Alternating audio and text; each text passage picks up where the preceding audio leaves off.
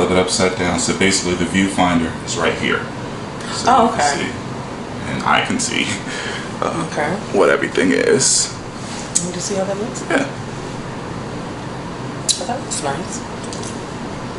Well, okay. It's only as good as the thing that it's capturing, so, you know. All right.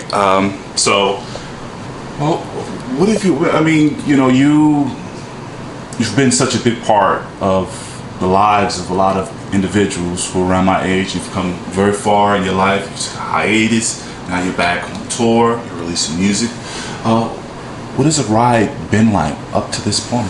It's been great, but actually I haven't really taken a hiatus. People think that I have, but I've been traveling this whole time, doing the shows in Europe, Dubai, in the studio. Sometimes you just may not have always had the right song. In between that time, I was an ambassador for the PTA. I did Unsung. I did a fitness competition last year, NBC Fitness bodybuilding. So I did that. I also started a swimwear line like in the past 6 months. Did do fashion shows, getting ready to go into a boutique. I have a national commercial. I just did Celebrity Wife Swap. So, yeah, that's right. Yep, I just did that. I did a movie called Where Is Good. I have an energy drink and beer called She that I'm the face of. Still touring, getting ready to go to tour in London in 2 weeks. And trying to think if there's anything else. Oh, next year's 25th year anniversary of Finally, which is great. I was 21 when I started. I'm 46 now. Just had a birthday 2 days ago. I'm not saying there wasn't any ups and downs, but I'm saying those are the things I've been doing in between that. When people probably didn't hear from me for a while, I was married, trying to have children, still traveling, do whatever. But out of all that, moving forward to 2015, these are the things that I'm currently doing. Indeed. Now, what was it like watching yourself on Unsung? What was that like? Actually, it was like really kind of strange because it was reeling back old memories. Like, damn, I saw the things that I had accomplished. I saw the things that I had went through, the pain and the depression of trying to have children at the time. Still doing what I'm doing, but not the way I'm doing it right now. It's funny how things happen in your life just so differently, and actually sharing myself with the world, because I think there was a long period of time people I wouldn't let people know me. I wouldn't share with them because I was, when you were in the 90s, it was always like, hey, don't share too much of your life, keep a little bit of mystique. Now we're in 2015, there's social media, there's Twitter, people want to know who you are, what you're doing, there's a camera always around, the gossip sites, and chat rooms, and Periscope, and Live Time, and just, it's just so much pressure on the artist now, I would say, than I think back in my time. People wanted to just hear your artistry, they weren't so, I think, wrapped up in your personal life to that degree that they are now. So you have to be careful. Indeed. Now, and I do recall in the 90s with people, there was gossip columns around, especially from an urban journalism or black journalism perspective. But most of the people were like, I don't care. That's something for housewives at home with kids. Most people didn't care. Now it's just everywhere. Common knowledge, yeah, everyone's business is common knowledge. And how have you been able to maintain your sanity for that period of time? Shoot, on 1 or 2 occasions, I was like, I hope there ain't a damn camera around here. I'm just saying, because, I like to have fun like anybody else, but, sometimes people could see something or picture something or that could be misconstrued. So I'm thankful that God has covered me. I've tried to always be a good person. I'm human. I'm a mess up. Yes. What can I tell you? But I feel like, I'm to this point, I think sometimes when you treat people with goodness, I think that your karma stays in the right place most of the time. So I've tried to be that person. So I feel like I've been covered, and I'm very determined to still do music and love music to this day. From when I started 21 years ago, I still love to hit the stage and do music. And when I don't love it, I won't do it. Indeed. Now, again, like, you've been traveling the world, and then there's this phenomenon where America will forget about artists, but the world remembers, Europe remembers, Japan remembers. What is that like when you're going overseas and still packing houses, and then, you come over here and some of the younger people are like, CeCe who? You know what? I don't get offended by that. You know what I do? I get that's an opportunity for me to promote to you. You can't get mad because someone doesn't know who you are. I mean, you can just try to, present yourself to another generation. That's really what it is. You can't get mad. It's an opportunity for promotion, and that's basically what it is. And lots of times it's like, oh, I didn't know that was you, or whatever. They'll hear it, and it's like they'll tell their friends to go download your music. So it's your ego. Keep your ego in check and know that not everyone's gonna know. It is what it is. Okay. Now, regarding your most recent work, what have you, as an artist, how have you grown, and what manner have you grown from finally up until this point? I think vocally I've definitely grown, because I started when I was 21, so now I'm 25 years later. So vocally, you learn more of what you can do, ad-libbing, just your interpretation, because life has happened to you. Your interpretation of how you sing a song and how you make people visualize and believe. You make them hear, but you make them see what they're hearing. So I think that's definitely the difference now. I think people know that I'm grown and I'm not just this little happy kid anymore. They see the grown woman. I feel like the content of what we're writing about is now with the LGBT community. The song that I have out now is called Belief. It's with an artist, Chaos Houston, out of Arizona and Germany is the company. And so keeping in line with like dance being back in, there's nothing new under the sun, but dance really being back in, and then saying that I was the queen of house is very befitting for me to come with something that people like to dance to. And so far, the response to this new single is really good. Now, you said you got a lot on your plate. From promoting an energy drink, to being on Celebrity Wife Swap, national commercial, and national commercial. All this stuff just seemed to fall out the sky, or were you actively working for these things to occur?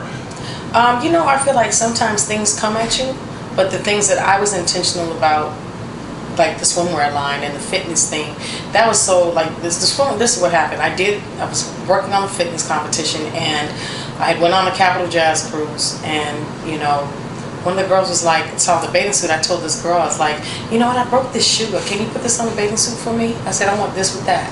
She said, okay. So when the people saw the bathing suits, they were like, those are fly. You should do that. And I was like, okay. So I said, okay. I called my girl. I asked her, do you want to do it? She said, yeah. And I swear to you, like all these different designs started just coming to me. I think we have wraps, we have cowboy hats. We did a mink bathing suit for the runway. It's just like the way that things started coming to me. I can't explain to you, but it's just something inside me that it's like I already knew what I was supposed to do. And so now I'm getting ready to put everything in a boutique there, so that people who want something different and want something custom, they can have that.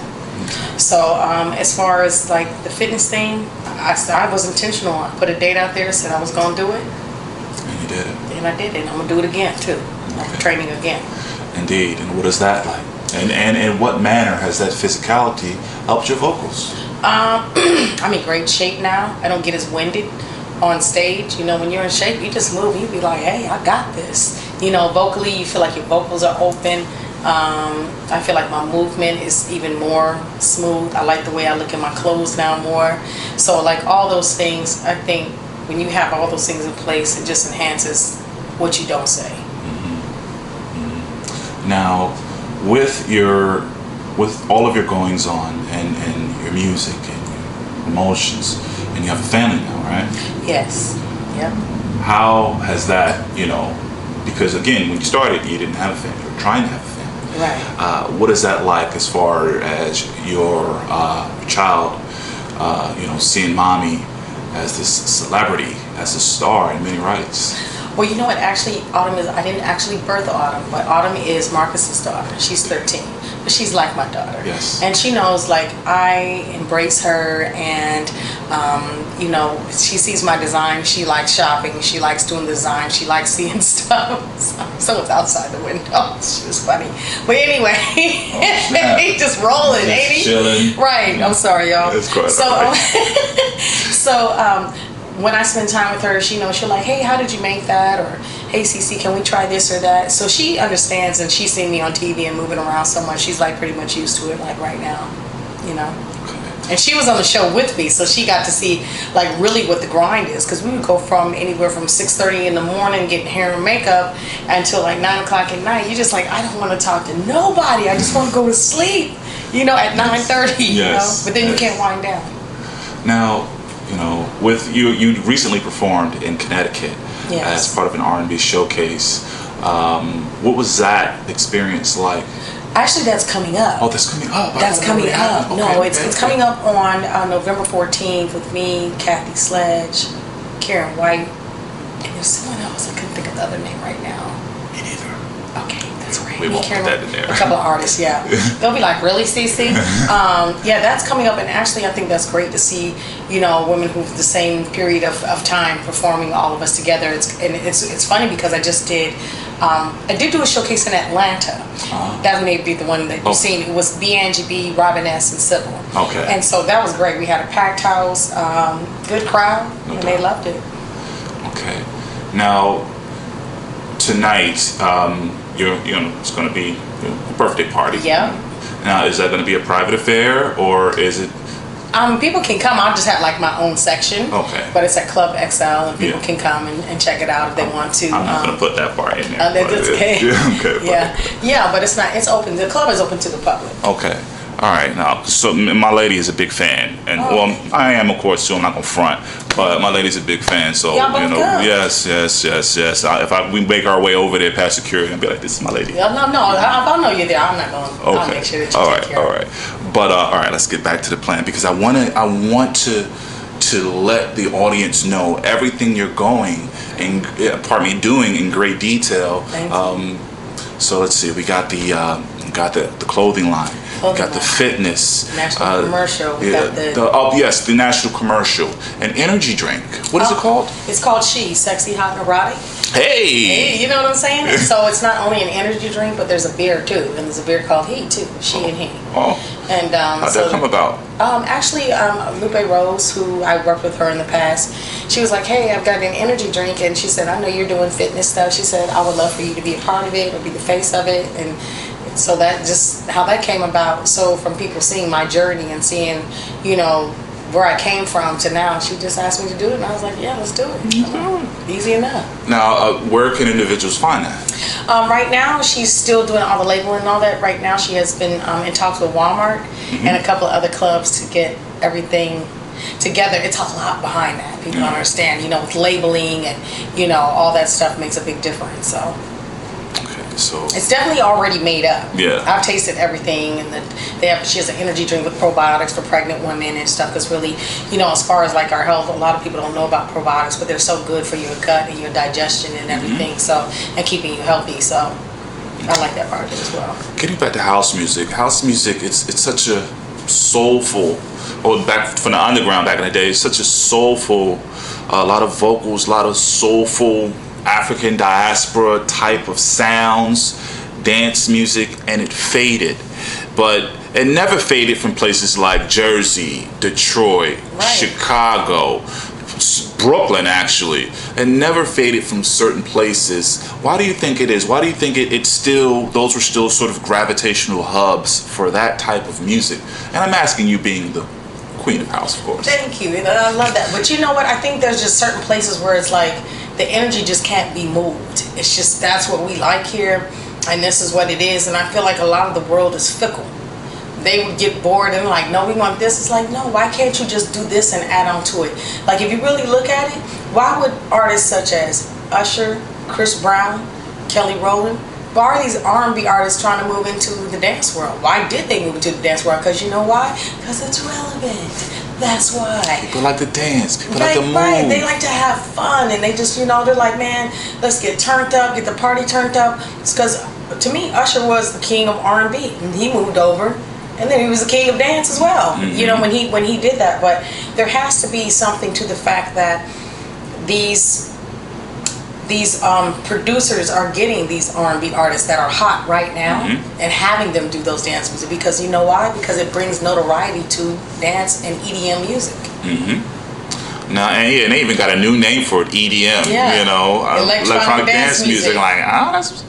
You know what? And it's so crazy because it's like when I first did an EDM song, I did one with the EC Twins. I've done a couple. This one is more dance and it has a slight EDM feel with the way the beat goes, but it's more like it's a little mixture of both. But anyway, when I went in there, they were like, "Okay, you only have a verse and a chorus and a couple of ad-libs." I said, "What?"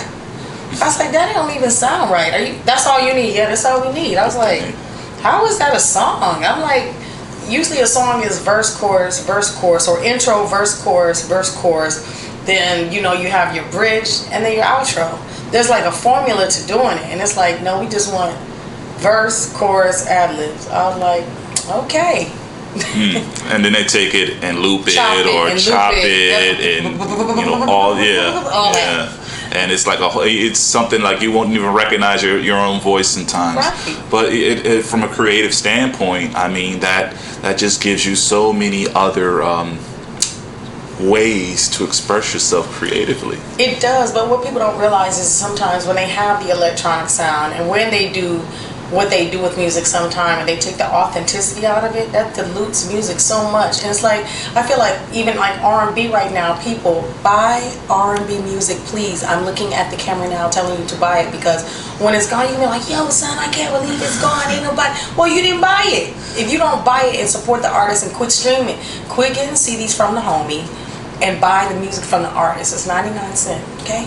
So that's what people need to do, is start buying the music again, support these artists. When they're out on the road and they're doing whatever, they still sound good. A lot of these vets, they could get on the stage with a mic and sing it, but people just don't know because they're not supporting it like that.